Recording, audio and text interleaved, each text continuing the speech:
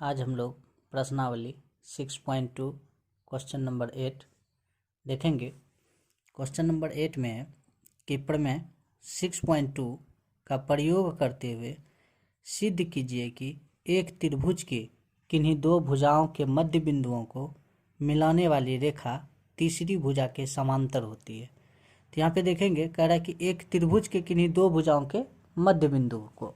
तो यहाँ पे देखते हैं, सबसे पहले एक ट्रेंगल लेना होगा। तो हम एक रफ पेज में एक ट्रेंगल बनाते हैं। यहाँ पे देखेंगे कथन के अनुसार क्या कह रहा है कि त्रिभुज के दो भुजाओं को, तो यहाँ पे एक त्रिभुज बनाएंगे। एक त्रिभुज हो गया, इसका शीर्ष का नाम दे दिए ए बी सी। एक त्रिभुज बनाते हैं। कह रहा है कि त्रिभुज की किन्हीं दो भुजाओं के, तो कोई भी भुजा ले सकते हैं, ए बी भुजा ले सकते हैं, ए सी भुजा ले सकते हैं या बी सी भुजा ले सकते हैं, किसी भी दो भुजा को ले सकते हैं। तो यहाँ पे हम ए बी और ए सी भुजा को लेते हैं। कह रहा है इसके मध्य बिंदु को मिलाने वाली रेखा, तो इसका ए बी का मध्य बिंदु और इसका नाम रखते हैं हम डी, और ए सी का मध्य बिंदु एक लेते हैं, इसका नाम हम रखते हैं ई। तो यहाँ पे देखेंगे,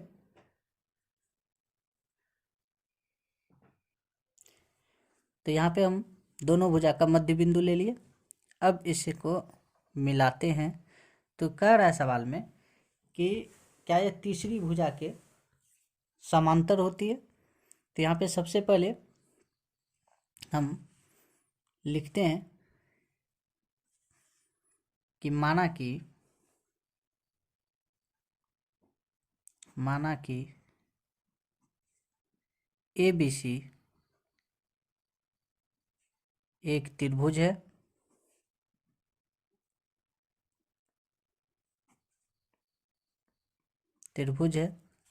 जिसमें क्या देख रहे हैं,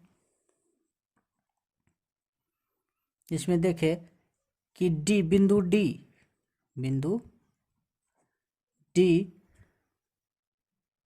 तथा बिंदु ई क्रमशः ए बी तथा ए सी का मध्य बिंदु है।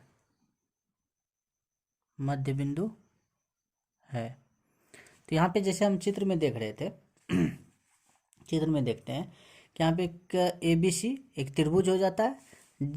ए बी सी एक त्रिभुज हो जाता है जिसमें कह रहा है कि डी तथा ई, तो यहाँ पे देख रहे हैं डी तथा ई, ए बी तथा ए सी का मध्य बिंदु है।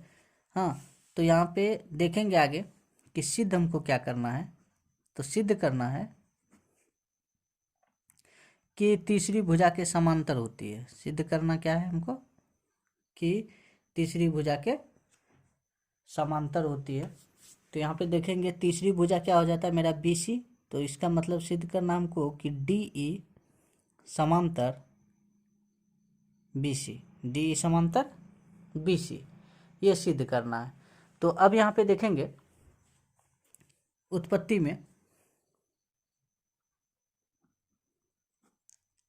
में देखते हैं कि चूंकि जो है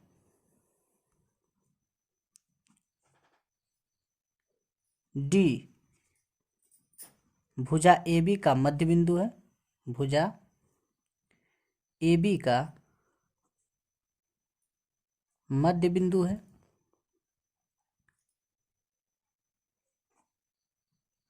अब यहाँ पे देखेंगे चूंकि जो है कि डी जो है कि ए बी का मध्य बिंदु है। जब डी ए बी का मध्य बिंदु है तो क्या हो जाएगा मेरा, यहाँ पे देखेंगे चित्र में कि ए डी बराबर बी डी, यानी कि यहाँ से यहाँ तक की दूरी और यहाँ से यहाँ तक की दूरी, दोनों दूरी क्या हो जाएगा, समान हो जाएगा।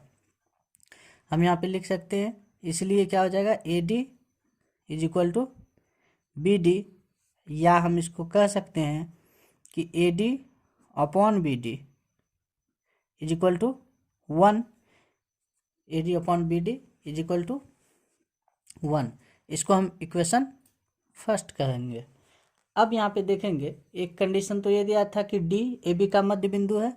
चूंकि दो यहाँ पे दोनों भुजा का कह रहा है, तो यहाँ पे हम ए बी का तो ज्ञात कर लिए यहाँ से, कि देख रहे हैं कि डी जो है कि बिंदु डी ए बी का मध्य बिंदु है। तो इस प्रकार से बिंदु ई भी तो ए सी का मध्य बिंदु है। तो यहाँ पे हम आगे लिखेंगे कि पुनः क्या देखते हैं कि बिंदु ई भुजा एसी का मध्य बिंदु है, भुजा एसी का मध्य बिंदु है।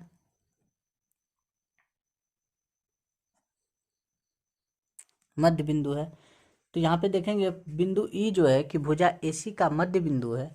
तो इसके हिसाब से तब क्या हो जाना चाहिए कि यहाँ पे देखेंगे हम चित्र के अनुसार से देखते हैं कि जब ई बिंदु एसी का, यानी कि ई बिंदु एसी का जब मध्य बिंदु है, तो यहाँ पे ए ई बराबर क्या हो जाएगा सी ई, ये दोनों क्या हो जाएगा बराबर हो जाएगा। तो हम यहाँ पे लिखेंगे इसलिए ए ई बराबर सी ई, या तो हम इसको लिख सकते हैं A E upon C E is equal to 1।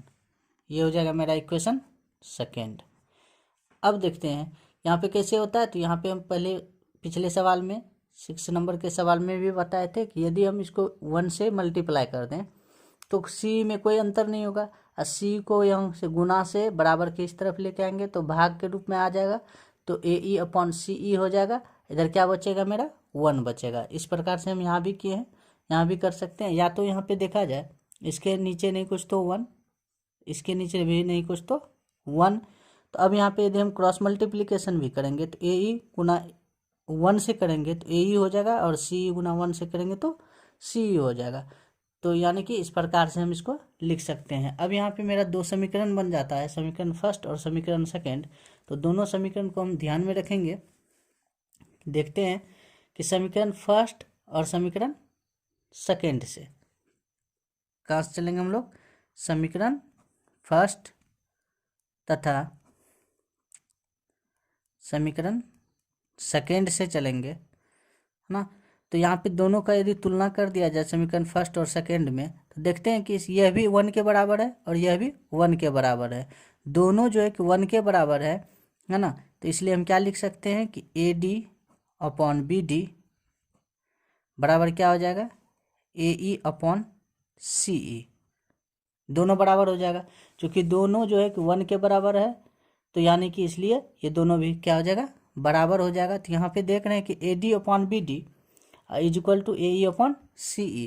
तो यहाँ पे देखेंगे हम एक बार चित्र में देख लेते हैं पुनः कि क्या निकल के आ रहा है कि A D upon B D A E upon C E. जब इस कंडीशन में आ रहा है तो हम क्या देखते हैं कि थेल्स के विलोम से, है ना, थेल्स के विलोम से, थेल्स के विलोम में क्या हो जाता है कि यदि कोई रेखा किसी त्रिभुज के 2 भुजाओं को एक ही अनुपात में विभाजित करता है तो वो तीसरी भुजा के समांतर होती है। तो थेल्स के विलोम से ये हो जाता है। तो इसलिए हम क्या लिख सकते हैं यहाँ पे कि डी ई जो है डी ई समांतर हो जाएगा किसके, बी सी के। किस आधार से, तो थेल्स के विलोम से, थेल्स के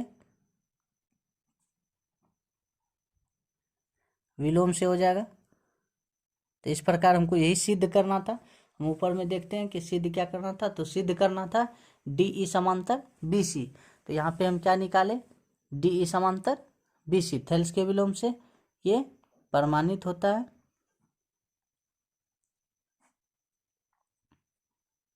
प्रमाणित। आज का वीडियो यहीं तक, मिलते हैं नेक्स्ट वीडियो में, तब तक के लिए जय हिंद।